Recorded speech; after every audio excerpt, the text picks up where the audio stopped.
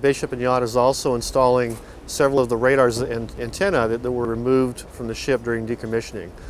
Two of those items went up today. One was the after main battery director fire control radar.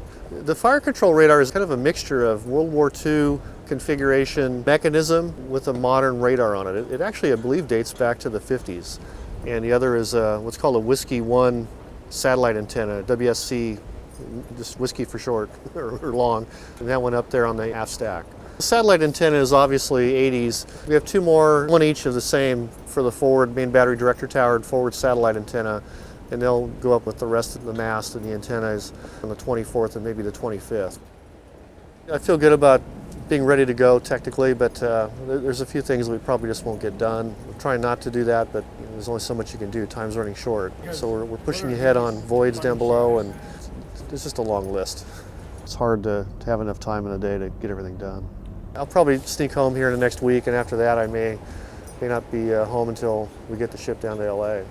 The ECM pods that we would normally put up there will take a couple of years to get those from the Navy. We had a fab shop down in Los Angeles do detailed drawings. It'll get painted here in the outfit that it was when she was on board and hoisted up when they set the mast on the same day or the day after. The last few days, we've had cranes here. We've had big operation, a lot of outside work today. Now, the first thing that went up this morning was the SPS-49 250-mile range radar, and that's way up on top of the mast. Sure does look real, and we'll have it rotating when we get down to Los Angeles.